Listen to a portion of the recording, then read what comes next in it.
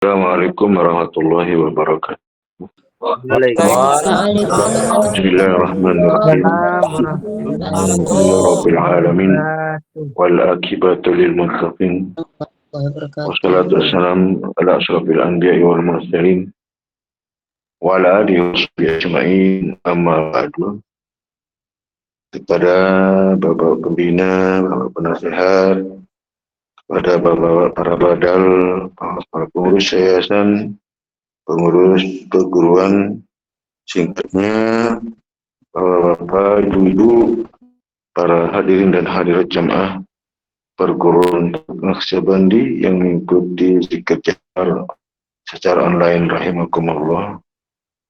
Terlebih dahulu kita sama-sama memanjatkan rasa puji dan syukur kita kepada Allah Subhanahu wa taala atas limpah rahmat, taufik, hidayah serta inayahnya kepada kita semua, sehingga pada kesempatan ini alhamdulillah kita dapat hadir berada di majelis zikir perguruan Naqsyabandi merangka melaksanakan kewajiban darutilas kita.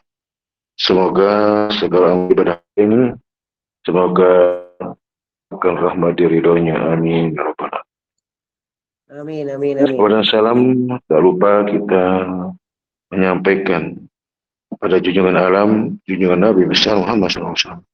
Allahumma shalli ala sayyidina Muhammad wa ala ali sayyidina Muhammad. Atas bimbingannya, petunjuknya dan syafaatlah kita harapkan, dan moga-moga kita dapat mengikuti mentaatinya secara zahir dan batin, amin ya rabbal Amin. Alhamdulillah bahwa zikir kali ini terasa menggelegar, terasa hentakannya, kemudian shock rasa yang kita lakukan ini berarti bahwa zikir artinya kita tidak hanya memandang dari segi lapas gerakan, tetapi ada hati hentakan-hentakan ini akan menjadi satu kebahagiaan, menjadi ketentraman itu akan memperluas, memberikan pencahayaan kepada hati kita yang akan kita tempati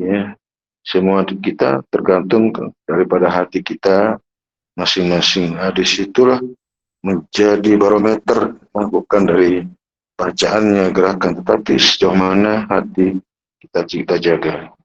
Nah, kita warnai, kita imani dan kita amalkan di situ sebenarnya.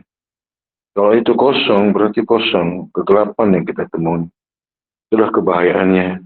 Jangan sampai kita tinggalkan. Itu sebabnya kita harus on, hati ini di on. Terhubung kepada ilmu, kepada dari mana kita ilmu. Ibarat kita antenanya antenanya masing-masing. Kemudian nanti ke towernya. Tower itu ke mega towernya itu, atau apa istilahnya, satelitnya di situ di situ mata sumber, mega sumbernya ada situ Dan ini harus tidak boleh putus sebenarnya. Nah, kalau itu sampai putus, jadi amalnya kemana bersandarnya, kemana mengembalikannya terkoneksinya kan segitu selalu terkoneksi di situ. Itu sebabnya dalam kita beramal adalah mulai dengan apa, dimulai dengannya. Kita tidak harus kita terganggu dengan hal-hal yang lain fokusnya di situ jadi sandaran kita ini sudah baku, itu sudah yang hak, yang murni bukan dari apa yang kita ciptakan, kita buat-buat. Itu milik Allah, dari Allah. Itu sudah. Hanya kita tunduk di situ dan istiqomah. Dan kemudian kita aplikasikan kali sholat dan jahar, sholat dengan zikir. Itu sebenarnya. Ini aplikasi sholat dan zikir ini akan memberi keistimewaan tersendiri memberi satu format yang sangat luar biasa. Akan bisa mengalahkan daripada peramalan-peramalan yang lainnya. Jadi kalau ini kita tinggalkan sama artinya meninggalkan istana, meninggalkan satu derajat keistimewaan itu kita tidak dapatkan nantinya. Nah, sesungguhnya keistimewaan itu adalah berada kepada mereka yang memperbanyak zikirnya. Ya, baik dia orang laki-laki memperbanyak, dia orang yang banyak zikirnya. Dan itu yang paling dicintai, yang sangat disukai. Dan juga kita terasa sekali kan ya, ketika kita tinggalkan halkah, kita abaikan, kita tidak pedulikan, tentu kegeresangan ya, kegelisahan ya. Kita kan tidak nyaman itu. Memang itu mewarnai kehidupan kita nanti kan. Karena itu yang akan menempati, bukan lagi jasad, bukan dari zahir. Ya, maka sangat bermanfaat ya. Maka berzikirlah karena zikir itu sangat bermanfaat bagimu. Zikir ini ada bimbingannya, ada metode ya, ada tuntunannya. Bukan maunya kita ikuti sesuai yang tidak ditunjukkan, ya kita dibimbing. Itulah yang harus kita istiqomahkan sebenarnya. Sehingga istiqomah itu adalah melebihi daripada 1000 koromah. Bayangkan, keilmuan itu hanya di situ. Yang lain-lainnya hanya interbizo, hanya sekedar untuk kebanggaan, untuk mengisi waktu saja kan. Ya, untuk menjadikan apa namanya amalia-amalia itu dan supaya tidak sepi di situ. Nah, ketika ada amalia yang lain kan jadi syiar sebenarnya. Maka yang lain itu dijadikan syiar. Ini sesuatu hal yang jahir yang nyata ini syiar. Jadi menjadi semangat spirit ya. Tapi menentukan syiar itu adalah yang di dalamnya, di dalam kolbu dan hati itu penentunya. Tapi kalau tidak diikutkan di situ syiar itu ya menjadi apa namanya tidak sempurna ya. Ya bahkan terputus syiar kita, tidak sampai menjalankan syariat ini karena ada yang dijalankan di baliknya, bukan hanya semata-mata syariat, akan tetapi di dalamnya ada hakikat, ada isi ya, itu supaya menjalankan syariat tidak menjadi sia-sia. Ya itulah seringkali sampaikan, beberapa kita ulangi tentang ya ilmu dan amal dia. Ya. Tidak boleh hendak kita mengamalkan ini kan ada ilmunya kan begitu. Tapi kalau hanya mengamalkan tanpa ilmu, kita amalkan apa? Kita dalam kekosongan, di dalam apa namanya, dalam musyahadah yang tidak tertuju, tidak ada pandangan itu. Sepandang-pandangnya, setuju-setujunya kan begitu. Jadi yang ada saja ini membutuhkan keseriusan, kesabaran ya, membutuhkan sungguh-sungguhan di situ. Tidak bisa mau-maunya ya, aduh. Tetapi itulah yang sebenarnya yang Allah suka, kesungguhan itu ya, menjada wajah dan kesungguhan itu. Persoalannya adalah kita rasakan, kita lihat dan sebagainya. Itu hanya waktu ya, ya hanya waktu saja. Pada saat waktu Allah akan izinkan itu ya, Allah akan rasakan, akan Allah mempelajari senyata-nyatanya ya, serasa-rasanya ya, yang tadinya tidak pernah kita dapatkan, kita di saat itu benar-benar secara total, secara sempurna. Nah, itulah penting kesabaran, ya kan. Oleh sebab itu kita jangan berputus asa. Itulah karunia yang besar, karunia yang sangat-sangat tinggi di sisi Allah. Nah, itulah yang menjadi mereka yang tunggu-tunggu. Ada kesempurnaannya ada situ, maka jangan sampai di penghujungnya kita lembek ya. Artinya kita keluar atau kita tidak lagi ada iman di dalamnya ya. Sesungguhnya matanas maya isyubihi. Sesungguhnya orang-orang itu mati sesuai dengan apa yang dilakukan dalam masa hidup mereka. Mereka akan mengalami ya, ketika mereka dalam kehidupan mereka hari-hari zikir, mereka akan menemui di akhir hayat itu adalah suasana zikir di situ. Kalau orang membiasakan zikir dalam hari-hari, tentu tetap akan nyaman sekali, tenang. Karena itulah merupakan jalan yang terbaik untuk menuju Allah adalah mengisi hari-hari dengan zikir ya. Apalagi di akhir hayat kita akhir dengan zikir. Itu luar biasa. Itu sebabnya kita berharap bahwa di akhir hayat itu dengan zikir, itu sebab kita hendaklah kita memulai dari awal sampai akhir ya.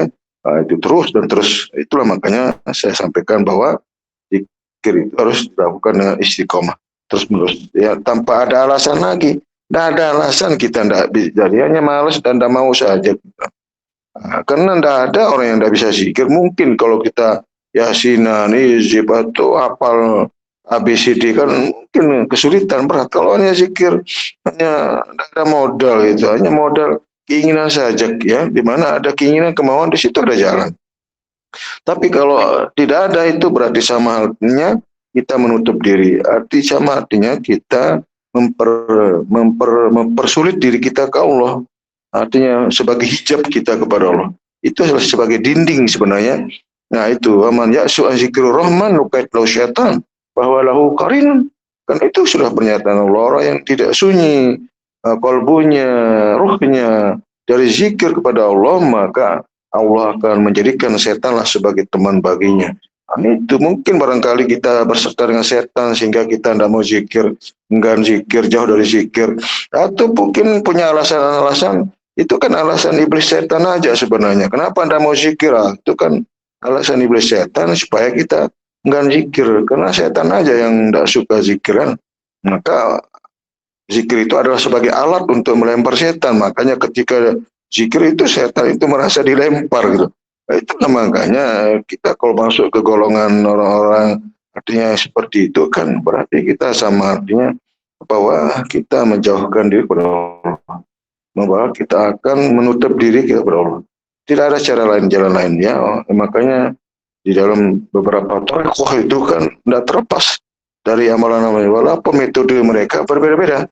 Nah, itu bahkan berbagai macam teknis-teknis mereka zikir. Soal-soal itu kita tidak persoalkan. Yang penting bahwa di mana zikir ini ada sandarannya, ada fokusnya. Ikutilah sesuai yang ditujukan. Nah, melazimkan ini penting. Ya, inilah sebenarnya kita dawamkan. Ad-dawam zikrullah. Kita dawamkan zikir ini supaya zikir ini apalah menjadi kebiasaan, menjadi kebutuhan. Jadi tidak akan terganggu dengan yang lain gitu. Walaupun kita ada aktivitas lain, tetapi kalau kita bangun zikir, membiasakan itu menjadi dalam kondisi apapun tetap ada di situ, berjalan gitu. Kan ada beberapa jamaah kita dalam kondisi dia diimpus, dalam keadaan dia di apa namanya itu dalam kondisi dia tidak sadar gitu, dibius, tetapi masih terdengar, masih ada zikir itu di situ. Bayangkan enggak? Ini kan luar biasa itu. Apa yang menyebabkan demikian? Karena adalah kebiasaan itu metode zikir ini supaya semuanya berzikir sesungguhnya ya. Tidak hanya seperti ya hanya sirnya ya. Makanya ada jahar ini ada mengikutkan semuanya. Seperti saya sampaikan bahwa zikir itu dari ujung rambut sampai ujung kaki itu berzikir. Karena zikir itu akan menjadi nur ya sesungguhnya. Maka ada doa dalam orang yang ada di masjid, ya Allah jadikan rambut saya cahaya, kulit saya cahaya, tulang saya cahaya, semua jadi cahaya. Dan apa yang membuat itu semua itu bisa jadi cahaya? Enggak ada lain, itu adalah dengan zikir. Itu sebabnya Nabi menyampaikan, ya fa'alaika bizikrullah fa'innahu nurul laka. Wajib atas kamu zikir karena zikir yang kita lakukan itu adalah menjadi cahaya, nur. Itulah sebabnya rambutnya bercahaya, tulangnya semua bercahaya, bayangkan enggak? Nah itu bayangkan, maka jangan heran ketika jamaah ada diperlihatkan dia pernah dia mengalami pengalaman spiritual, seperti itu dia, jangan heran karena dalam hari-hari itu selalu di apa namanya dibiasakan dengan zikir. Itu kan ada beberapa jamaah yang melapor bahwa ketika melihat ya pada beberapa jamaah itu diperlihatkan ya yang nampak cahaya, bayangkan enggak, walaupun pada zahirnya cahaya di situ ya, bayangkan enggak. Itulah artinya bahwa dia mengikutkan ya secara zahir dan batin berzikir. Itu sebabnya zikir jahar itu ke situ efeknya ya, zahir dan batin gitu. Tapi kalau zikir sir itu hanya khusus yang di dalam. Bayangkan, nah itulah yang menjadi pandangan kita, sandaran kita ikuti yang di situ. Nah begitu kita hentak dengan zikir jahar ini, biasanya sampai keluar kan terikutkan jadinya secara zahir dengan kalamnya Allah ya, kalamul itu bukan kalam lisan lagi kita berzikir. Nah metode seperti inilah yang dibimbing melalui tarekat satu belajar satu metode, tata cara ibadah, cara kita mendekatkan diri kepada Allah. Itu sebenarnya lahirlah beberapa tarekat ya. Tapi metode yang kita miliki, yang kita ilmukan ini ada yang sangat spesial, yang betul-betul yang hak murni, yang sejati, yang puritan, ya, adalah yang benar-benar milik Allah, dari Allah, yang tersampaikan melalui kanjeng Nabi kepada sahabat, tapi sampailah kepada mursyid. Nah, itulah yang kita syukuri sehingga kita dapat mengimani dan kita amalkan, dan itulah yang kita istiqomahkan, kita abadikan sampai akhir hayat kita. Inilah kita jaga. Semoga bermanfaat. Kurang lebihnya wabillahi taufik. Wassalamualaikum warahmatullahi wabarakatuh. Waalaikumsalam.